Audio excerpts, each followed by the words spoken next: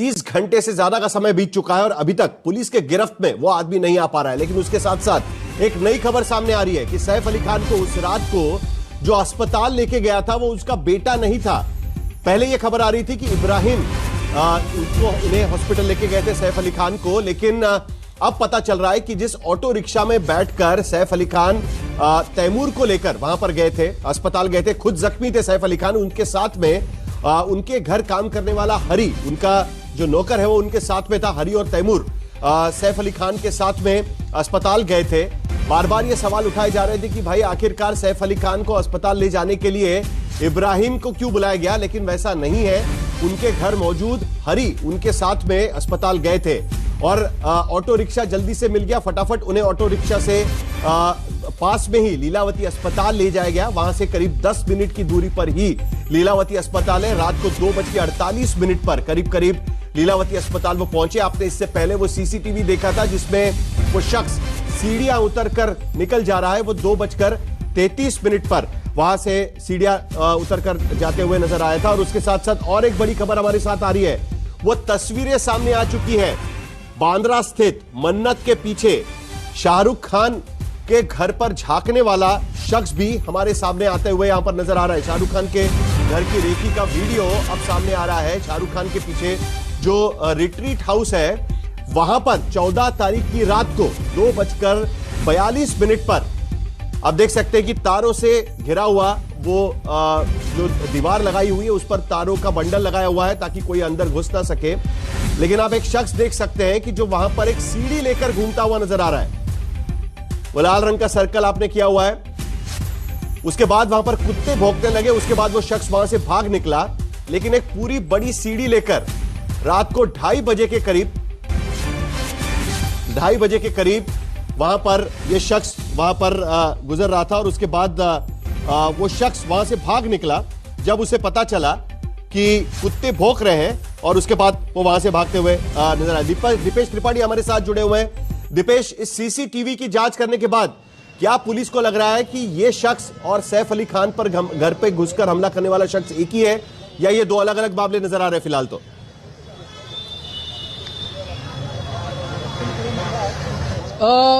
जी साहिल, police के मुताबिक जो शख्स सैफ अली खान के घर में गया था और जो शख्स शाहरुख खान के घर की रेकी कर रहा था वो एक हो सकते हैं। ये थ्योरी मान के पुलिस छानबीन कर रही है, क्योंकि दोनों की कद काठी, बॉडी स्ट्रक्चर लगभग सेम है। और इसी कड़ी को लेकर पुलिस की जांच जो है वो आगे बढ़ रही है। 14 जनवरी की रात को 2-2:30 बजे के करीब एक शख्स जो है शाहरुख खान के ऑपोजिट बिल्डिंग में सीढ़ी लगाकर शाहरुख खान के घर में झांकने की कोशिश कर रहा था।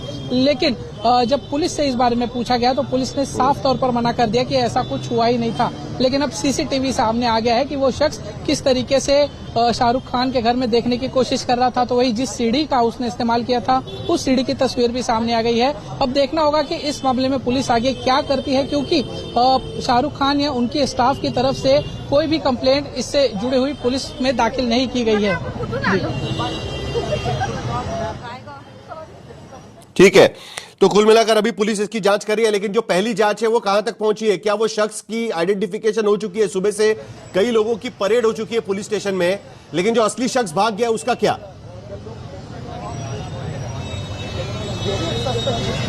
जी बिल्कुल, देखिए ये भी एक बहुत बड़ा सवाल उठाता है पुलिस की जांच पर, पुलिस के इंटेलिजेंस पर।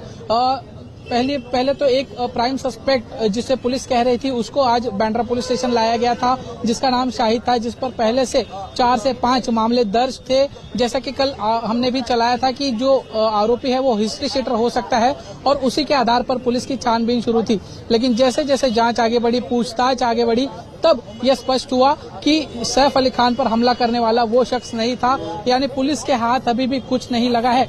35 टीमें पुलिस द्वारा बनाई गई हैं, लेकिन अभी भी पुलिस के 35 टीमों में से किसी को भी उस आरोपी तक पहुंचने में सफलता हासिल नहीं हुई है।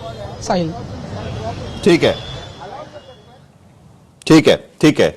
तो कुल मिलाकर अभी तक पुलिस अंधेरे में तीर मार रही है। अभी तक उनको समझ में नहीं आ रहा है कि दरअसल ये किया किसने है और ये शख्स कहां गायब हो गया। काफी समय बीत चुका है। हमारे साथ इस पर चर्चा करेंगे, क्योंकि सैफ अली खान के घर पे हमला होता है, शाहरुख खान के घर की रेकी होती है, सलमान खान वहां पर बुलेट प्रूफ कांच लगाकर अपना घर को प्रोटेक्ट करने की कोशिश कर रहे हैं। और बांद्रा में ये पहले मामले नहीं है, ऐसे कई सारे मामले इस इलाके में रॉबरी के, घुसने के हो चुके हैं, उस पर भी हम नजर डालेंगे। लेकिन इसी पर हम लोग चर्चा करने जा रहे हैं। हमारे साथ अशोक पंडित फिल्म प्रोड्यूसर है, डायरेक्टर है, मुंबई से जुड़ रहे हैं। उसके साथ साथ राम कदम, भारतीय जनता पार्टी के प्रवक्ता, इस चर्चा में शामिल होंगे। शाइना इंसी शामिल होंगी, शिवसेना की प्रवक्ता भी शाइना इंसी है। आनंद दुबे शिवसेना यूबीटी के प्रवक्ता है, और उसके साथ साथ नसीर अब्दुल्ला भी इस चर्चा में शामिल होंगे। लेकिन उससे पहले हमारे साथ में लीलावती अस्पताल के सीईओ डॉक्टर नीरज उत्तमानी इस वक्त जुड़ रहे हैं। उनसे सबसे पहले कुछ सवाल पूछ लेंगे, क्योंकि आखिरकार ये मामला हुआ कैसे, किस तरीके से हॉस्पिटल ने उस पर रिएक्ट किया और क्या देखा उन्होंने, उस पर हम उनसे पूछताछ करने की कोशिश करेंगे। डॉक्टर साहब, सबसे पहले तो बहुत बहुत शुक्रिया कि आप आज तक से बात कर रहे हैं इसके लिए।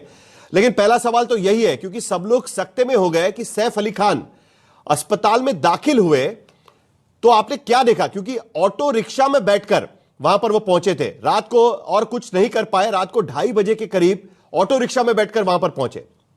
क्या देखा आपने सर?